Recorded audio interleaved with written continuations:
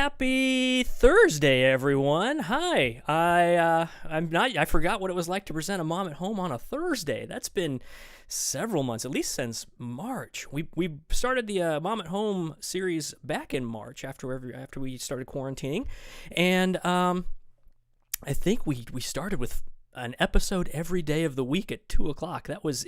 It seems like insanity now what we attempted to do, but it was a blast doing it.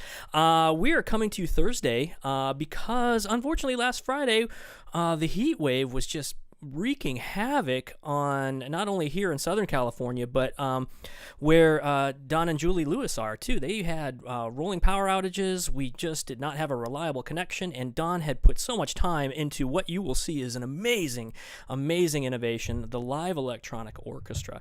Don Lewis, he is an electrical engineer, which it first and foremost blows my mind because the amount of just raw, sheer talent and brain power it takes to be an electrical engineer, that's unfathomable to me because it's just such a huge topic in my world. I am but a drummer, so electrical engineering is like in outer space for me. It's outer space, not to offend any of my fellow drummers, okay? I know we hold our own. I got it. Electrical engineer. He's a vocalist, a multi-talented instrumentalist, and just a fantastic person, kind, loving, and generous. So we have known Don for decades. I first met him almost 20 years ago when we first acquired Leo at the Museum of Making Music back in 2001. I think it was our first anniversary.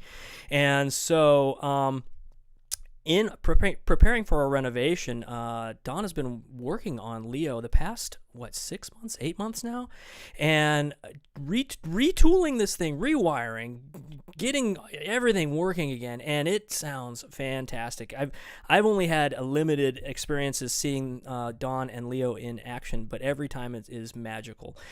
So we are going to explore this wonderful instrument, this wonderful person, but also Don has had some remarkable, amazing connections with the history of synthesizers, with the history of MIDI. So Dr. Jonathan Piper, our very own Artifacts and Collections Manager, is going to explore Don's life, those connections with synthesizer and MIDI history, and then take a look at this wonderful instrument called Leo. Welcome to Mom at Home. Jonathan, I'm going to hand it over to you to introduce or provide more of an introduction to Don. All right, take it away, guys. Well, thanks so much, BJ. Thank you, Don. I don't know how to top that. That was pretty darn good, BJ. So,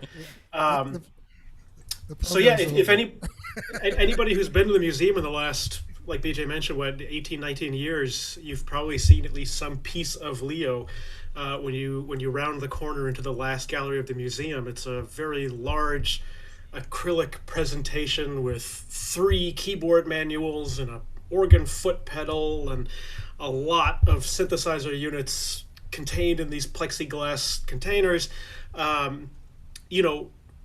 What's kind of amazing is that most people have only seen a very small piece of it.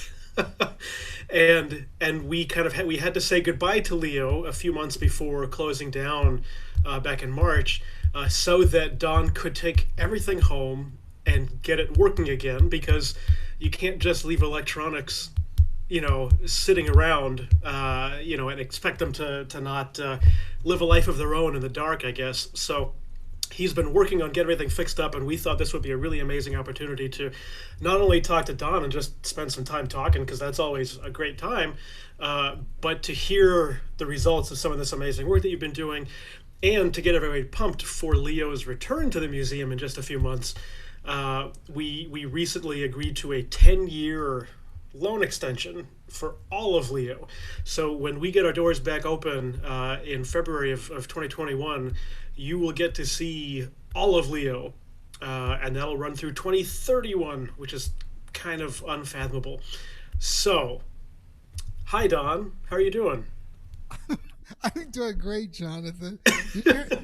Do you hear that thumping in the background? Is that thunder down there? Boom, boom, boom. I don't hear any thumping. I was going to ask Jonathan if he was pounding on his desk or keyboard to make a point. No. Oh boy. I'm doing Just I'm fine. so excited about today. Are you? Me too. It's been a long time.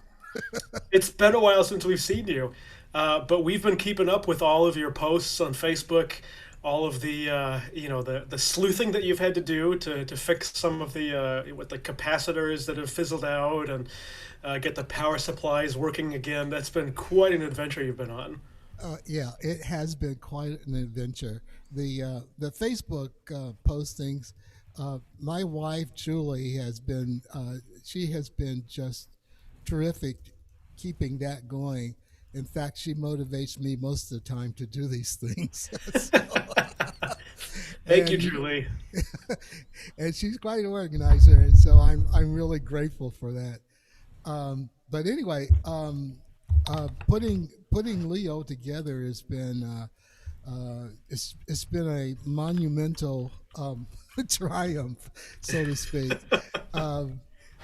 Pulling out old service manuals and trying to find the service manuals.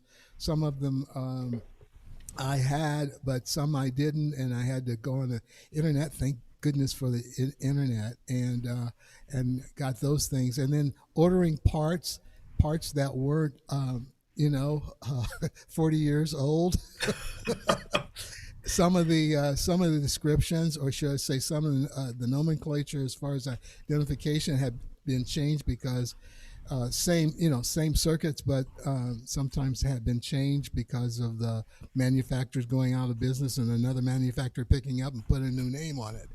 Uh, so beside that, and I've had a wonderful partner who is in Southern California, and you'd probably know him, Nathan Miller.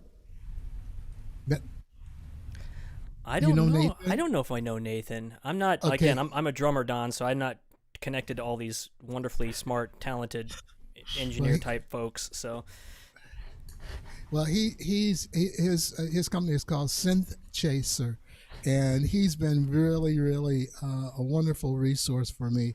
And in times when I felt like I didn't know what was going on, he and he would straighten me out. And so, that, but it's kind of lonely doing this stuff by yourself. And when the pandemic hit, of course, it made it even more isolating. mm, But anyway, there are several things that in the makeup of Leo, if you want to know a little bit about the makeup of Leo, oh yeah, um, this came out of a necessity of me accumulating keyboards back in the 70s, and they were all around you. This is before anybody ever thought about connecting them up together, except going maybe through a sound system. And it just became very difficult. I wanted to have all this stuff to play. I, and you want it on your fingertips, but it was like I'm still spread out. But it was worse then because a lot of the times I couldn't adjust the volume. I like to have some dynamic control over the instruments, and the only thing I could dynamically control was the organ through the expression pedal. So anyway, there are like I would say 4 Oberheim expander modules, which are over here oh yeah. on the top. Right, you can see those, and there are two 26 ARP 2600s underneath, and that's maybe kind of hard for you to see, but anyway, they're down there, and So, Don, go I, ahead. I, hate- I hate to interrupt, but before we get carried away with the details of all the units, can we just talk about what you're sitting in front of right now and kind of give us the what is Leo before we really dive into what are the components of Leo? Okay, Leo is this wonderful master controller with 3 keyboards. The top keyboard actually is controlling the synthesizers that are ancillary, the ones that are to my to my right and to maybe to your left, and a Hammond organ which was the Concorde. It was Hammond's first solid state instrument on the lower two keyboards.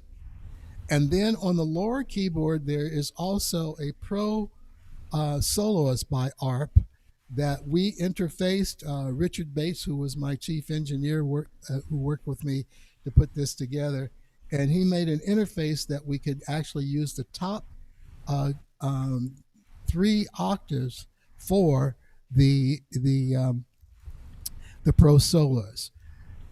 So you got the Hammond organ here, and then over here, you can hear. That is the Pro soloist. Here I'm going to bounce back up to the top here, and those are the ARPs and the Oberheims playing together. Here are the ARPs by themselves. And here is the wonderful thing about Leo is that each one of these notes can be assigned to a different sound.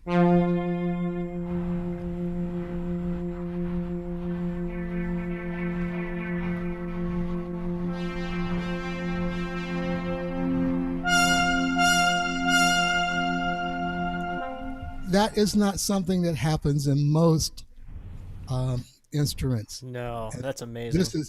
This is especially one of the features that I really love about it. I tried to get manufacturers to do this later, but they never did. So that's what Leo is about. And on my left here, and to your right, on the top keyboard is actually the Pro Mars by Roland, and actually, I'm not playing that with my hands. I'm playing it with my feet. I have it interfaced.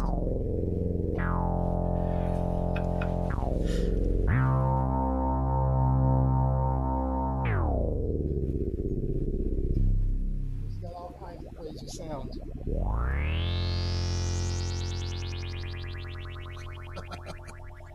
I love this stuff. Love those. And then the next keyboard here, down from that is the Jupiter 4. This was Roland's first polyphonic synthesizer, and I did the voicing for this one. And actually, most of the voicing, as far as the presets are concerned, I did for Roland when this came out. I think this was like in the 80 no. Yeah, 83. So anyway, and it's actually the way I have it set up. I can play it live.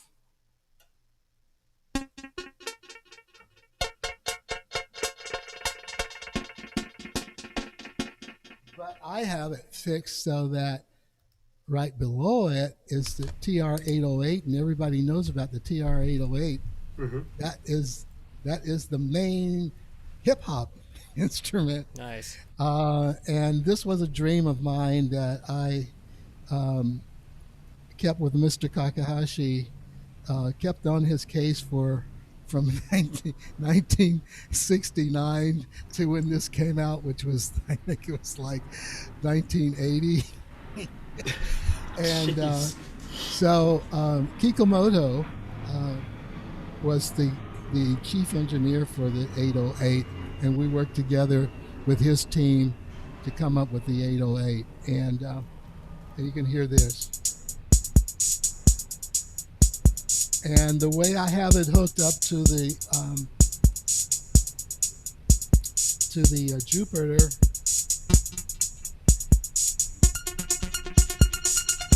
if I slow the tempo down, it synchronizes with. Yeah. Oh, that's cool. Okay, so that's about it as far as instruments are concerned. You probably heard the echo that's coming from the Space Echo, which is a very famous instrument that Roland built. A RE201 is the one, and this is the original one. I got for years, when it first came out. And above that is a digital chorus, which all of these are effects that are actually mixed in on the console. We're back to the console again. Wow. And the mixer is right over here. So we built the mixer right into the console. So you probably saw me mixing in the Oberheims and the strings and so forth. And so also the rhythm unit and also the I forgot one. I was going to talk about the Jupiter. That's mixed in there too. And then I have this extra microphone on because it's actually the instrument that we call the vocoder. This is the VP 330. I'm sorry, 330. Yeah. This was the first analog vocoder that Roland created, and I love that instrument. It gave me the choir that I always wanted. Can I ask a question? No. Please. Okay. Now I'm looking at this. I mean, I'm looking at all of these things, and I'm realizing when was this being built? This was being built in the late '60s, early through the '70s. Okay, the idea came up in 1974. I drew the plans actually for the console, and I drew them. And then about 6 months later, I had it fabricated, and only the case was built. And for about 3 years, it sat empty. It looked like a giant aquarium. Yeah, of course. And so I had a friend who wanted me to return. This was right after I came to California when I did this design, and I had been living in Denver. And so I had a friend who was a promoter in Denver who wanted me to come back, and I showed him the idea that I had, and he wanted me to come back and headline a show there, and not headline a show, but actually be the opening act for the show. And he wanted me to put a group together and the whole bit. And I said, okay, I'll do that if you will help finance the rest of me building this instrument. Right. And for some dumb reason, he did it. He was smarter than I. His name was Eugene DeWitt, and I've still been trying to find him. If anybody knows where he is, I want to thank him for being so futuristic and thinking and believing in my dream, because without the financing, it would have been very difficult for me to do. And we put this together, Richard Bates and I, who I alluded to earlier, we put this together in about 3.5 months. Wow. And to open the show.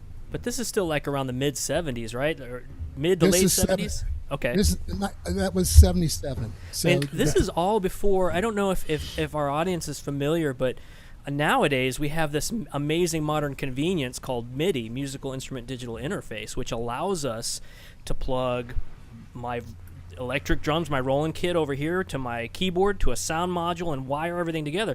You don't have the benefit of MIDI at this time, because MIDI didn't come out until like 81, I think, is when they started working on that. That's right. And the reason this actually came together, MIDI came together, is that Mr. Kakahashi, who was the founder of Roland, used to visit San Francisco where I was working, where I was playing Leo.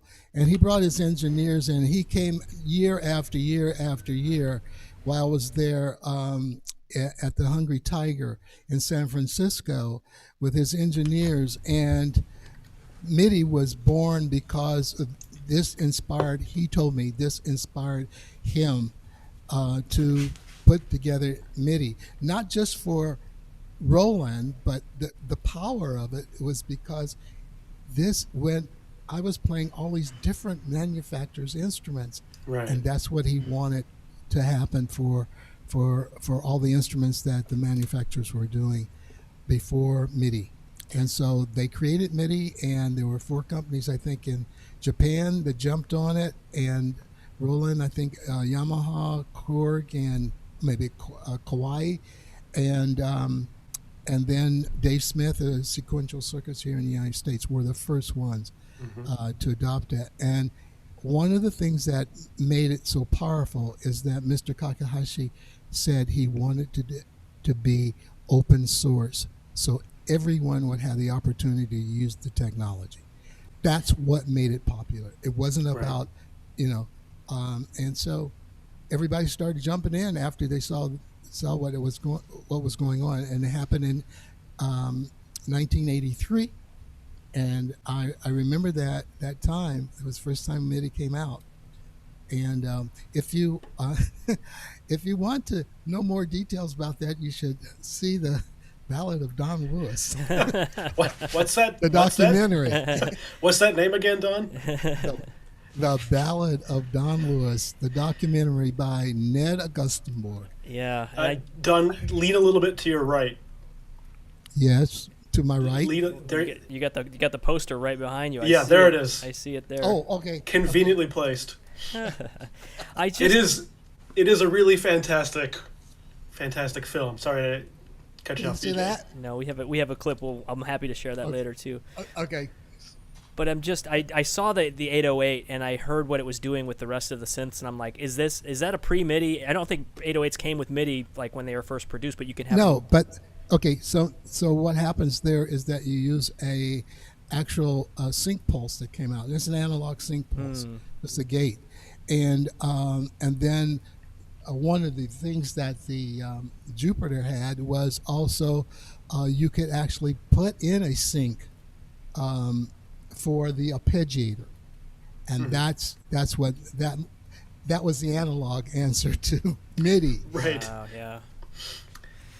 Yeah. Sorry. So what's Go ahead, kind of mind blowing is we only go back 40 years, and we take away this ability for instruments to interact with each other. Especially if they're coming from different manufacturers, but even within one manufacturer, if you're not getting the right output out of one box and the right input into the next box, those instruments can't work together. And in sort of the grand history of electronic music devices, the MIDI era has been with us maybe longer than the CV era, or maybe it's pretty close. Yes. But still, there was a chunk of time where if you wanted to play 2 electronic instruments, there was a reasonable chance that they wouldn't work together very well. Yeah, you would have to go internally and examine the circuits if you had. It's really plumbing. Electrical circuits are really. It's like water. I mean, it's a current. We call it current. Electrical current, and it's just like a water current, pressure and so forth. And if you have any of that knowledge or just the logic of it, sometimes you can figure out what circuit is doing what, and that's what happened with the first rhythm unit that I had, and I modified it, and that's how I met Mr. Takahashi. He was president then of Acetone, and I had one of his instruments, and I had modified all the patterns in it because none of them worked for me for what I wanted. And so at my first NAMM show in 1969, I was featuring that with a Hammond X77 organ at the NAMM show in Chicago, and he was in the audience. And afterwards he came up and he introduced himself, and he says, "That looks like my instrument, my rhythm unit." He says, "But it doesn't sound like it. What did you do with it?" And the rest of it's history. But I knew what, after I got the schematics and understood how the circuits were being organized, designed, then I was able to make modifications because I understood, what was going on there. So it was possible, but you would have to have that kind of knowledge and interest to be able to do that. And most of, when we're musicians, we're really just trying to play the instrument, not necessarily design what it sounds like. Yeah, and it's kind of remarkable that you had not only the I've got some sounds coming in through my garage door here. I don't know if those are coming through. I'm moving a pallet of wood or something, right? Yeah, it's trash day All right. in my neighborhood. Oh, so some of those cans are coming in right on the other side of that wall. I love it. Hey, I apologize for that. No, don't. I mean, you can't apologize for living now. You got to be getting an award for what we're going through right now. Yeah, Thank exactly. you, Don. Thank you. And not losing it. Yeah, we never do this on a Thursday, so that's right. a new sound for this broadcast. So yeah, the amazing thing to me is, that as a musician and as an electrical engineer, that it almost feels like your training prepared you perfectly to be in the perfect moment in time, where you could bring together your skills as a keyboardist and your creativity as a musician, along with your training as an actual electrical engineer, to be at a time when instruments were starting to come together like this. It's all just this amazing confluence.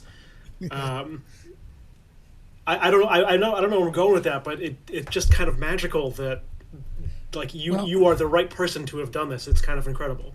Well, I must say that I didn't do this on my own, even thinking about what it ended up to be, not even thinking about synthesizers, because they weren't happening during the time when I was probably inspired. I was in high school, and in high school education back in Dayton, Ohio, at Paul Laurence Dunbar High School. And in our high school, we were very fortunate. We had an instructor, Samuel Ewing, who was the instructor for electronics course that we had there. This is back in 1955 when I was a freshman there. And by the time we got to 1958, we had built, in that class, we had built a radio, FM, AM radio. We built the power supplies that supplied those radios. We did it in that, we started out with the power supply first and then built the radios around that. And then we finally built a television, which incorporated all the theories of radio transmission, or RF, radio frequencies. And so, but I saw my math and my science come together in that laboratory we called the electronics course. And from there, we understood that what oscillators were. We had test equipment that were basically just like what we call a function generator. We had function generators, which would basically be the oscillator for a synthesizer. We had filters. We had all of that stuff, and all this needed to happen is for me to get my hands on the right stuff at the same time, Yeah. So that was in the back of my mind. That was a part of my mantra. So. So coming back to some of those devices, at the very top, you want to play, Don? Anytime you're ready. Ready. Okay. I was gonna say, I do have one request, and that's just to hear a couple of the individual synthesizers. But we've been talking about Leo for half an hour now. Okay. Why don't we give the people what they want? Can you give it a spin and just kind of let us hear and see how it all comes together? Yeah. Let me play the tune and let's tear it apart after I play it. Sure. And I do have some questions coming in from the audience we'll get to as well. Okay. This is cool.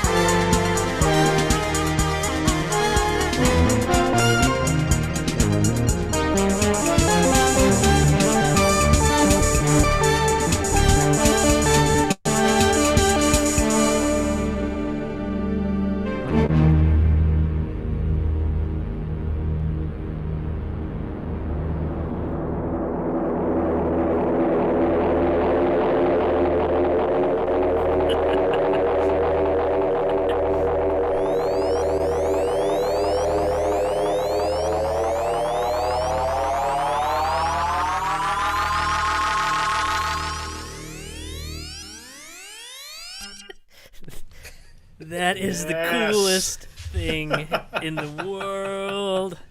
Oh, I love all those. Look at me, I'm tearing up. I love all those sounds.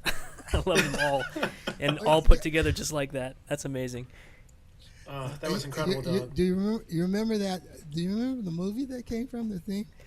We had one guess. It was a good try. It was a good try, Joe. He said, "Is that?" Where is it? I thought it was hilarious when he said it because he was corrected by Brian. Joe says, "Is that Strange Encounters of the Third Kind?" And then he was quickly corrected. No, it's Close Encounters of the Third Kind. So yeah, the audience had it. The audience had Very it. close. But it's a fun rendition. Oh my gosh, that's a that blast. was fantastic. Let's see. We have. Okay. No, I was going to rattle off a few of the comments I'm seeing here. Like Barbara on Facebook says, "Great memories." Jeff Kellum, always happy to hear you play. Ned's here too. Ned Augustenborg. All right, hey, good to see everybody out there.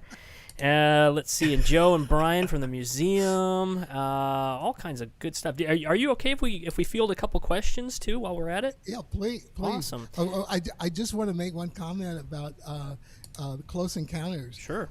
It was the ARP 2500 that was the synthesizer that made those sounds. Oh wow!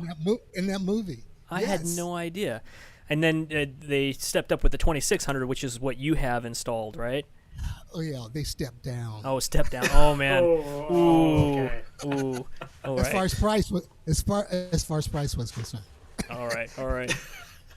Let me bring up a few of these questions. Okay, so a little while back, let's see. Brian asked, when you started the whole project, did you design your own voices? I assume he's referring to all of these synths that you have patched together here. Are a lot of those voices all custom? I think custom built synth voices that you're using for all of the patches. Okay. You have to understand that if you're looking at these ARP, Oberheims and ARBs, okay, each one of them has knobs on it.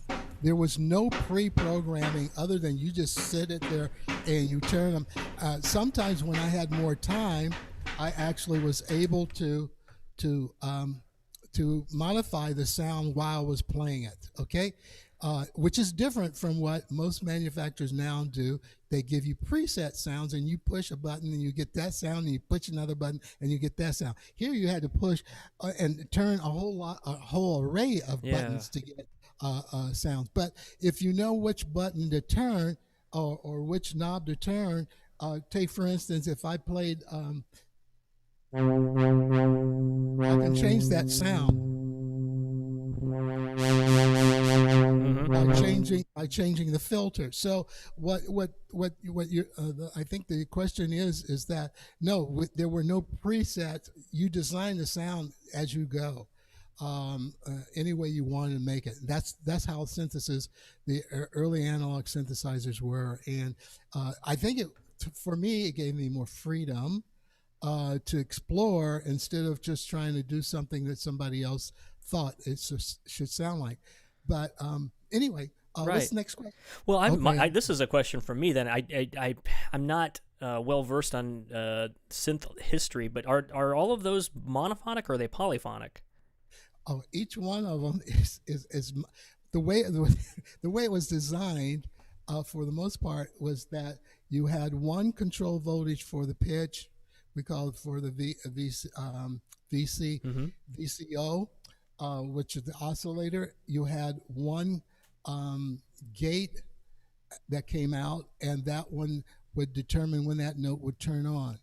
So each one of them, they could be not polyphonic, but they can have two notes being played at the same time, but from one keyboard. But they were basically monophonic if that's the way you normally want to look at it.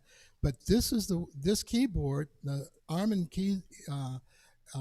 Pacetta's keyboard, allowed us to use each note that went down to assign it to a different synthesizer. And that makes these monophonic synthesizers playing together collectively, then they become polyphonic. Wow, that's pretty cool. And those that principle was one that I still think it gives the synthesizer a lot more, I would say, clarity or distinctiveness Hmm.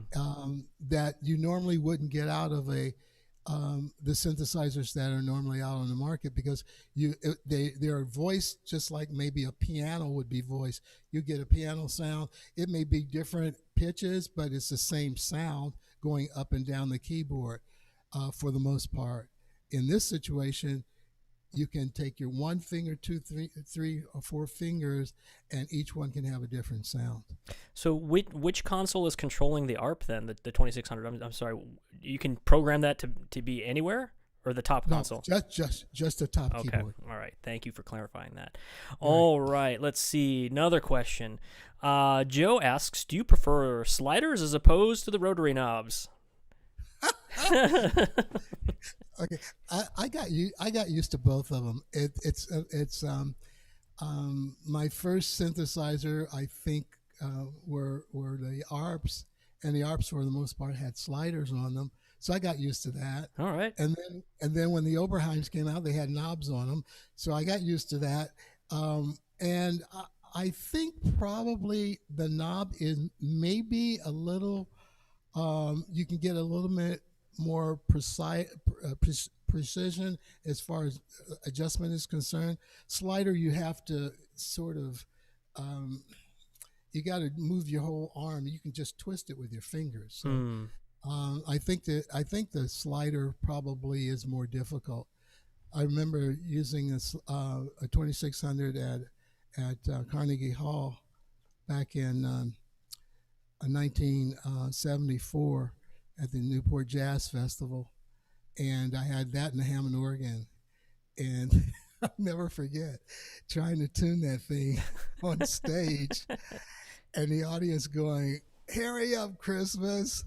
What's going on, Slowpoke?" And I'm nervous as heck, you know. Oh. And it took all of 15 seconds to do it, but it's the longest 15 seconds I have had in my life.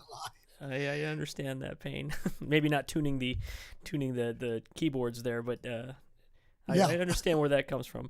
Let's see, one other one. Okay, Susan Fancher's here. Hey, Susan. She wanted to let you know that she attended one of your first concerts at the Museum of Making Music. So she's here. It says hi. Hi, Susan. And then, of course, Ned asks.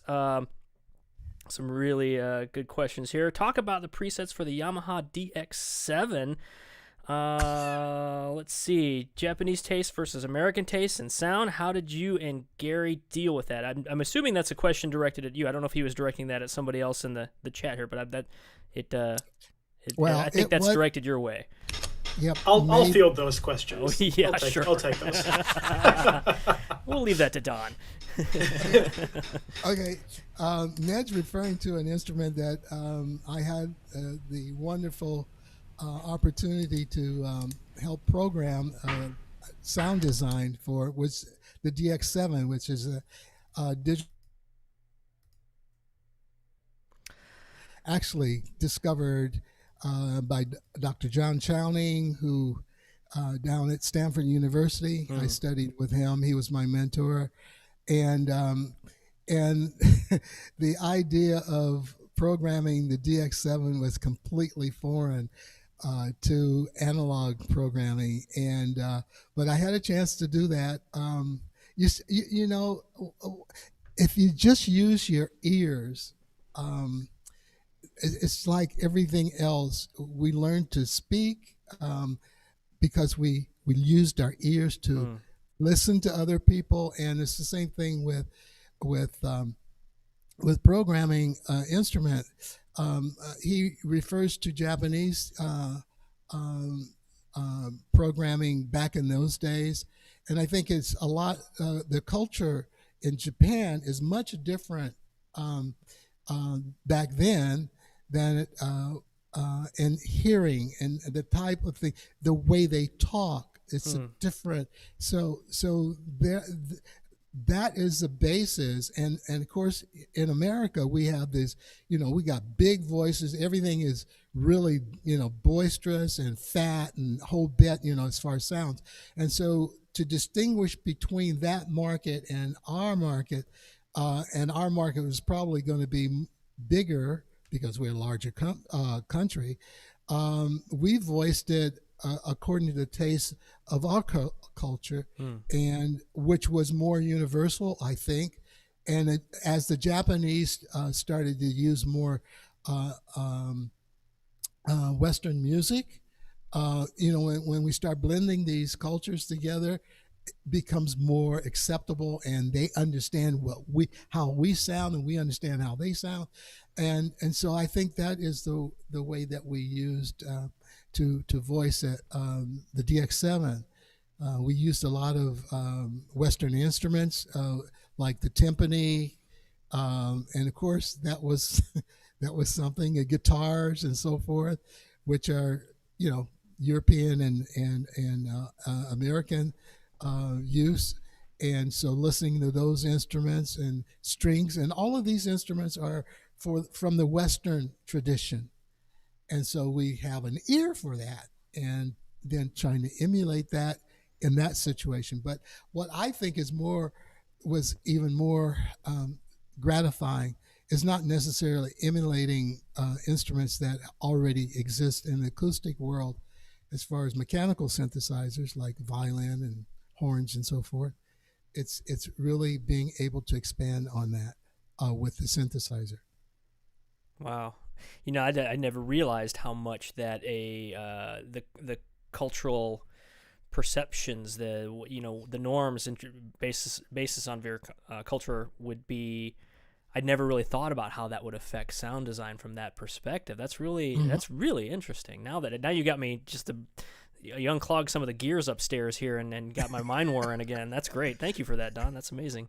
All right, I'm going to hand it back over. We'll save. I've got a couple more questions coming up, but we might save them for as we wrap up the show. Okay, so I'll let you guys take over again.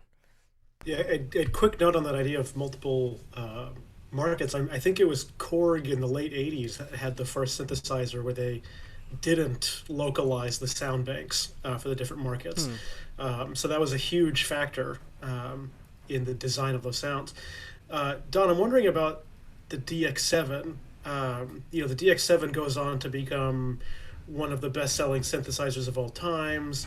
Mm-hmm. The presets that you had a direct hand in, go on to shape pop music of the 80s and beyond. And I'm just kind of wondering if while you were engaged in the process of making those patches, did you have a sense of the impact that instrument was going to have? Yeah, I did.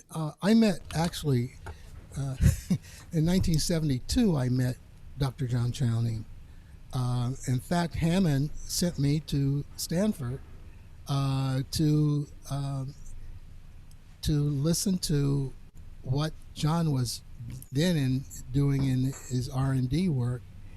And when I first heard his demonstration, which was on tape because he was using the campus mainframe, and he could only get it at night, and so he taped the performance. He couldn't do it in real time, so he taped his examples, and I listened to those. And John had at that time the most beautiful brass.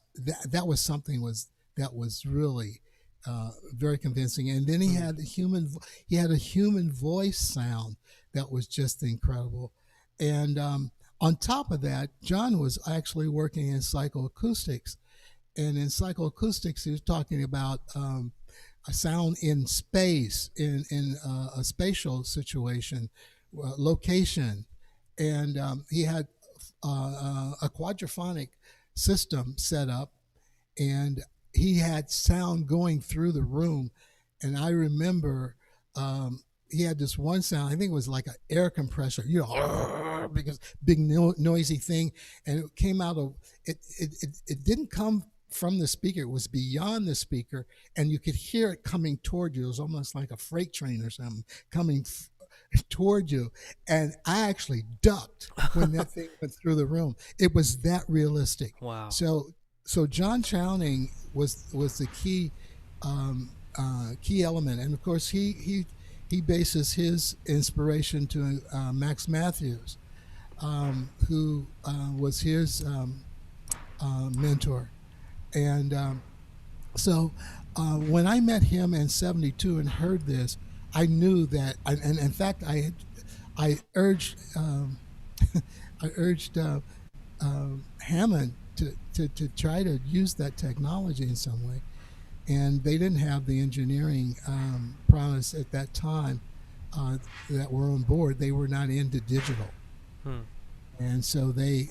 had to pass on it. And fortunately, Yamaha was one of the companies that adopted it, and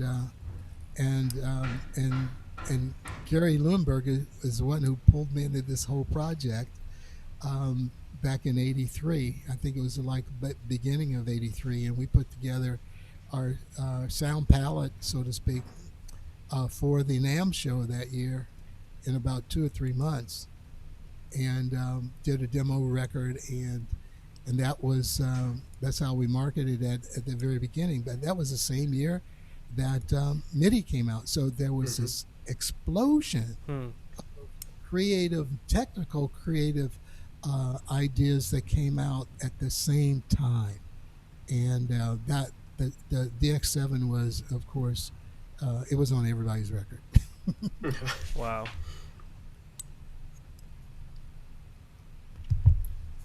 Any more? Yeah, I mean, I'm curious to know, you know, I know a little bit about the story, but I'm wondering if you can maybe share it. Kind of, you know, you go through this process of developing this instrument. It's amazing to see you and hear you perform on it. What was, you know, was the public ready for something like this? What was the reception like? What was the impact of your performance like? Well, I have to say this. It was unusual, I'm sure, to see the insides of an electronic instrument. I wanted it to be that way because I felt like the infrastructure had as much artistic aesthetics than just, how can I say, imitation wood. Yeah, I mean, it's absolutely beautiful. Yeah, and the other thing is that people who heard this sound when I started playing this whole setup in San Francisco, it was unusual. I'm sure it was unusual to me because even though I had all of these instruments before I built Leo out of all the instruments I had, but bringing it together, it sounded. I had no idea how it was going to sound, but I didn't care. I just wanted to make it convenient. And after I got used to it, and it became this wonderful palette of sound and so forth, I was able to make it my own. It was an extension. It was an extension of what I was thinking about at the time. It was very freeing. Even though it looks like it could be very constricted, it was very freeing because there was no expectation for me to play the same song the same way every time I sat down. It was a different experience for me and as far as the audience. And I think most people love that aspect. And we built a following in that little lounge that would seat probably maximum 90 people. And over the years, our fan base was like about 7,000 people. Wow. Amazing. And so, and along with this, Leo was actually evolving because, as you can see, the other two instruments were added on afterwards. The Jupiter 4 and the Pro Mars were added on afterwards. At one point, when the DX7 came out in '83, I actually had a setup. And I still have the cable down there, but I haven't put a DX7 down, that I could actually play the DX7 on the floor. I use because I love the timpani that was on the DX7. So it was an instrument that was being explored every time. It's still an evolution. I'm doing things now today that I didn't do back then with this instrument, because I'm discovering, even as I'm repairing and renovating things, the experience that I've had doing this, it's just been incredibly elevating, I think, and inspiring. The only thing that I'm missing right now is this whole grand idea of seeing the people who are listening to it. And because I think most people who are in entertainment are looking at the idea, those eyes and those smiles, the body language, and the whole bit of the audience, and that inspires you to do things that you probably never would do. Right.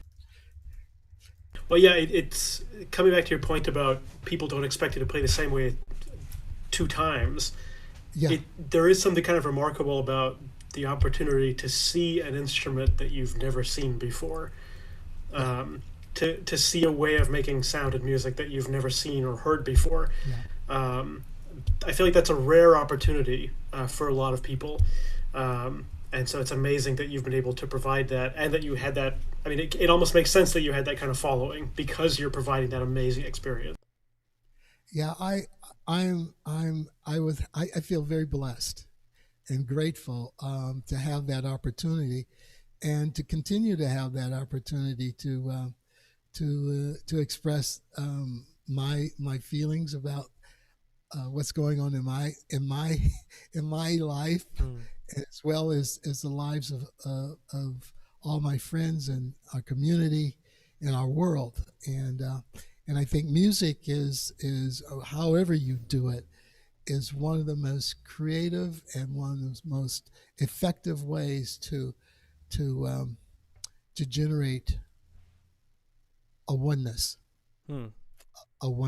that we and the pandemic is now letting us know about the oneness. Is not about the one, it is about all of us being as one, and it's now letting us know how precious that is when we don't have it. Yeah, that's an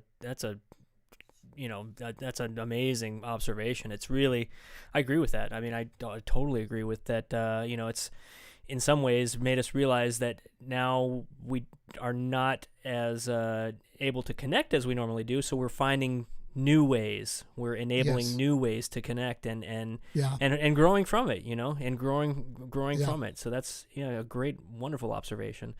Do we have time for a couple more questions? I have got a couple I've got stacking up. Is that okay? Can I just ask one follow-up there? Sure. Okay, because Don, you got to such a beautiful place talking about connection and oneness and music, and of course, I would love to ask you about your original training and all of that kind of stuff. But this feels like a perfect opportunity to ask you, how do you feel like music making in our society can change as a result of what's happening right now? With the new technologies that we're looking at, the way that we're adapting to new realities, how do you think that could impact the way we make music moving forward? Well, I think it's not so much the tools that we have to create music right now, but it will be the technology that will allow us almost in every situation, as you guys are doing right now, to perfect that, so that we're able to reach more people. I mean, you can go to, unless you happen to be a big rock star, so you might be able to, thousands of people to come to your concert. But now, as soon as we can get Zoom on a musical or technology like that, we can thousands of people. We can reach millions of people in real time. Yeah. And the way that things are being done, in fact, there's work being done at Stanford that is working with collaborating musicians being able to collaborate and play at the same time, and be without the latency that they're working on trying to get rid of all the latency that we have, so you can actually be on the same beat, without the lag. As soon as things like that start to open up, we don't know. I have no idea, but I want to be in the room Yeah. where it happens. Yep. Yeah. I hear you, Jonathan, and I don't think it's about trying to come up with any other way to make sounds. We got more sounds. We got thousands of sounds. I got a library of sounds of that things that we never have heard of. And never will get to. So many of them. So it's not so much about how many sounds.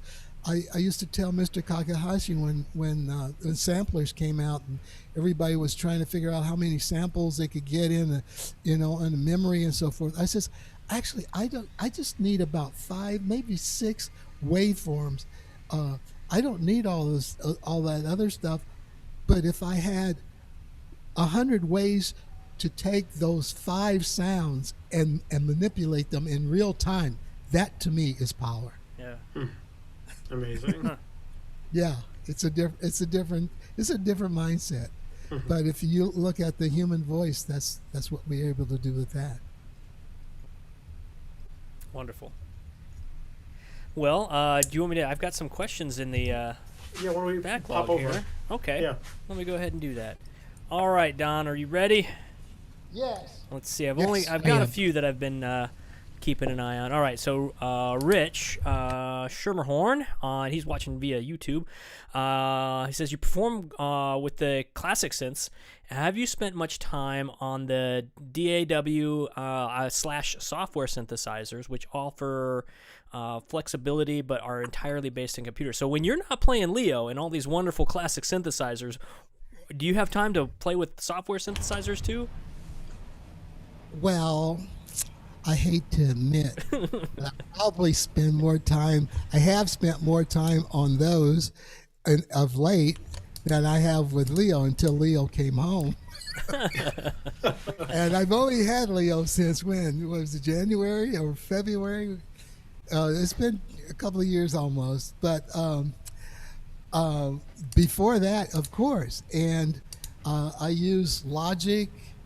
I use Camelot. There's a new one called Camelot, DAW, and for plugins I use Omnisphere, which let me show you this album that I have called The Amazing Voyage.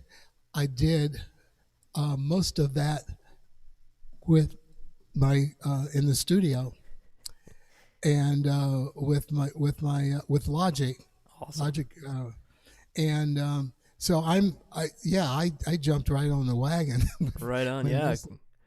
Back in the day, oh my gosh, there was Digital Performer. Before it was Digital Performer, it was called Performer. Right, they hadn't gone digital just yet. Yeah, and then anyway, yeah, but and then I went to Logic probably in 94, 95, 96 somewhere. That was before Apple bought it, and so I've been working with plugins. There's a new plugin that I really love by Audio Modeling that has wonderful acoustic instruments. It's a company in Italy, and I met them right before NAMM show this past year, and so I've been working with them. And there's another company called Divisimate. Divisimate is the name of the software, And it is a software that actually is able to do a little bit of what this top keyboard is doing, separating the keys and to different synthesizers. Awesome. And yeah, Eric Persing, yeah, with Omnisphere was so generous. And the album that we were showing you, I used Eric's some of the sounds, Eric's Omnisphere, and this guy also worked with Roland. Did a lot of the sampling that in the early days for Roland, and is a wonderful musician and sound designer, and he's done a great job with that. So I have been blessed with all of these people that I've met throughout the, God, how many years now? 50 years or plus. Yeah, 51 years, because I met them 1969. So I feel like being around people who are creative and are open to new ideas and inspire you is the way that it's made my life. I got to say, like a magic carpet. Yeah, wow, amazing. All right, I think we've got time for one more question. So Okay. this one popped up on the Facebook live version from Tom Thompson. He says, "Have you ever?" He seems to be an acquaintance. So, Okay. have you Yes. ever been asked to build Leo for other musicians? No, nobody look. They look at this thing, and they say, "Where do you start?" And if you notice, except for the instruments that are manufactured here, the console has not one letter on it. There's no place, there's no indication what these lights stand for. I just remember, hopefully they stay red. All these buttons have a different meaning for me, so I would have to go color coding. No, I've never been asked that, but I have also hinted to companies that I worked with to build something like this, and they never did. I think the closest came to building a synthesizer, multi-keyboard synthesizer, was Yamaha with the HX1, and I had a privilege to play that instrument. In fact, I still have one, and it was a derivative of the DX7. The DX7, of course, had, for those technical people out there who know a little bit about the DX7, had what we call 6 operators to make up, which basically were oscillators to make the sounds.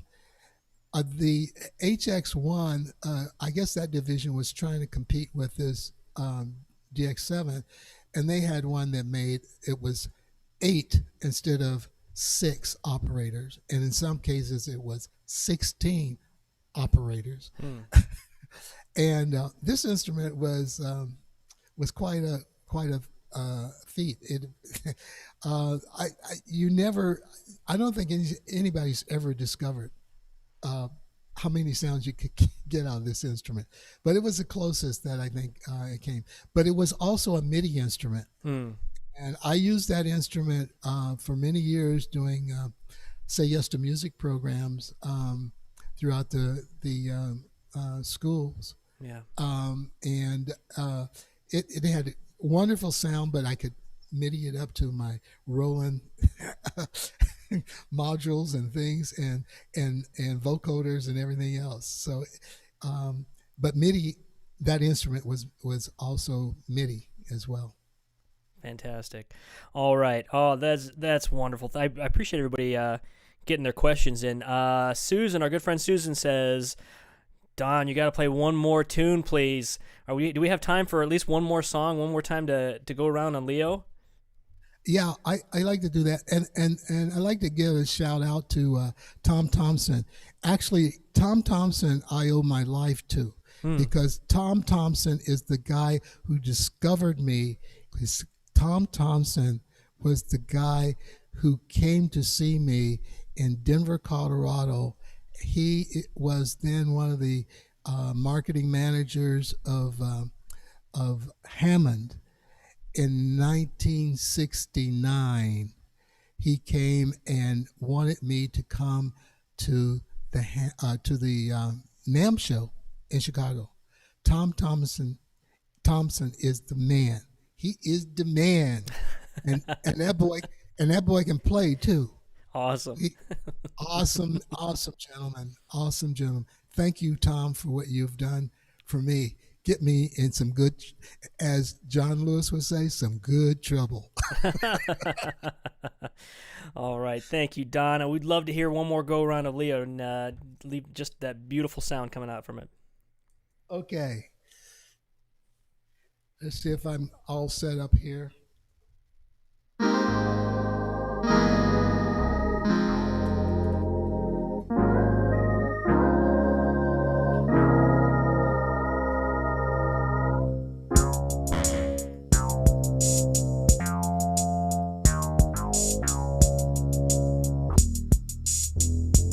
Change the sound there.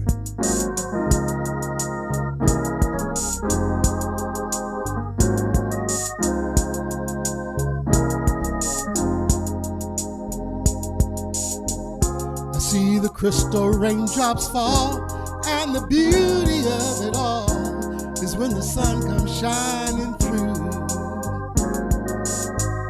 To see those rainbows in my mind when I think of you sometime. I want to spend some time with you, just the two of us. We can make it if we try, just the two of us, you and I, just the two of us, building those castles in the sky, just the two of us, you and I.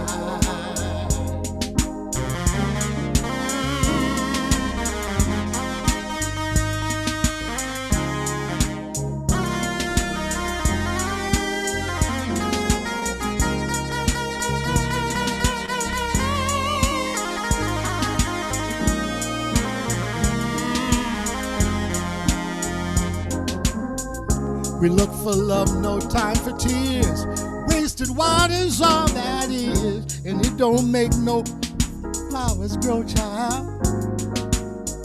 Good things may come to those who wait, but not to those who wait too late. We got to go for all we know. Just the two of us. We can make it if we try. Just the two of us. You and I.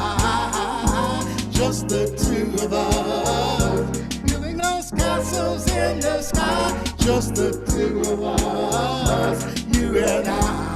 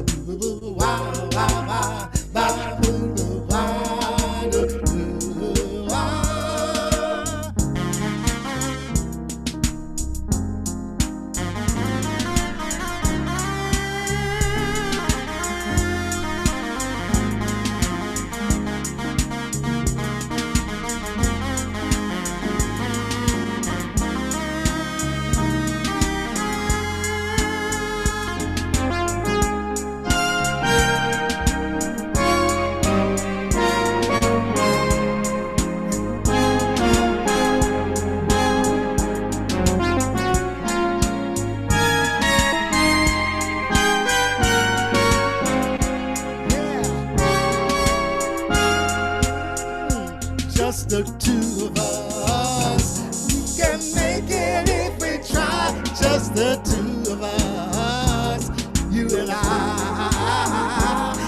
the two of us, building those castles in the sky. Just the two of us, you and I.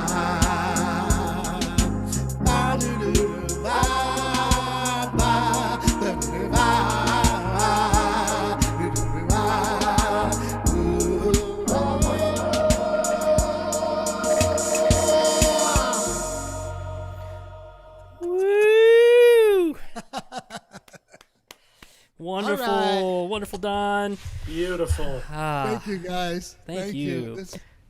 It was fun. I had a blast. I'm always great. Just, it's always a pleasure to watch you play and to see this just mountain of an instrument just create such gorgeous sounds, gorgeous music, and the man behind it with such passion and drive that puts it all together. I mean, you're just all over the place. It's amazing. Yeah. I thought I had a tough time being a drummer, but that doesn't compare half as much with what you're doing right now. The thing, go ahead, we Don. do have one thing. We do have one thing in common. What's that? Setup time and loadout time. Yeah. I'm going to keep my setup and loadout time. Your stuff looks a lot heavier. I don't know how much plexiglass weighs per square inch, but wooden shells don't compare with what you've got going on there. So It took us it took 4 people half an hour to move just the center console a few feet when we took it out of the museum. This stuff is dense.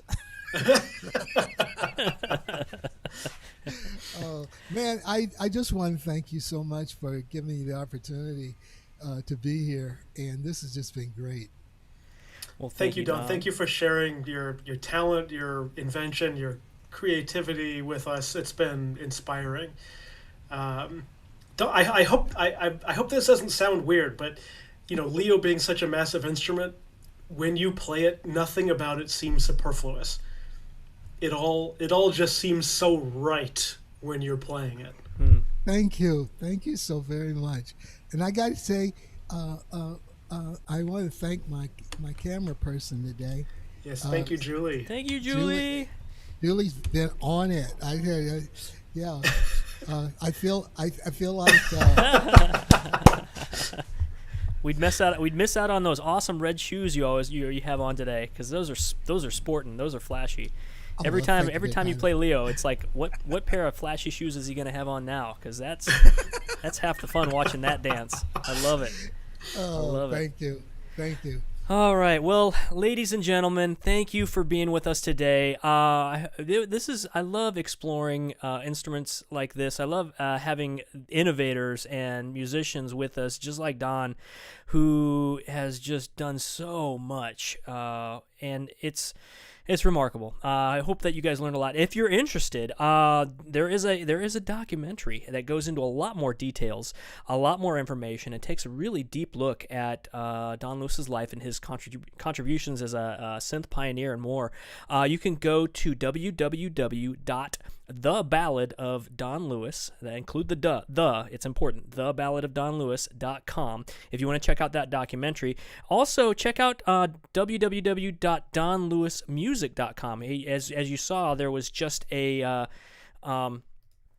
CD that he was showcasing there, and you can find more information about that on his website. For more upcoming Mom at Home episodes, we are going to be back tomorrow too, so you get double the Mom at Home fun this week. We have Don Lewis obviously today, only because we missed last week, but we followed up and took care of it, and I hope you enjoyed today's episode. Tomorrow we have Mr. Bob McNally. He is a luthier and the innovator behind our favorite instrument here at the museum, the McNally Strumstick. We explored it earlier on one of the first episodes of Mom at Home. That's one of Mr. Bill's favorite instruments, but we actually are going to have the inventor behind the Strumstick here tomorrow, 2 p.m. Pacific time. Next week, I know we have a very special guest. We had just an amazing array of guests lately. I've been so happy with the lineup at Mom at Home. But next week we have John Anderson, one of the co-founders of the iconic progressive rock band Yes, and he's going to be talking about his connections to music. He's going to be sharing that, and we're going to just have a good time talking with him, what he's doing, what he's done, and kind of how music connects us all. After that, September 4th, we have Crystal Morris, the co-founder and CEO of Gator Cases, innovative company. They're a very recent company too, and they have gone and taken it to places that I wouldn't have been able to tell you that was going to happen when they started the company. She's going to be here talking about that. We have our entire September schedule online, including Wumon. I see that Brian also can't wait for the Wumon's performance. She is a pipa virtuoso. The pipa is a traditional Chinese instrument. It's similar to a lute. It's a plucked instrument. We've had the benefit of having her at the Museum of Making Music a couple times, and she'll be here, Mom at Home, in the future. So go to our website, www.museumofmakingmusic.org, for all those upcoming episodes. And if you missed any episode, you can also go there too and check out any of the past episodes of Mom at Home. Until then, everyone, take care and have a wonderful day.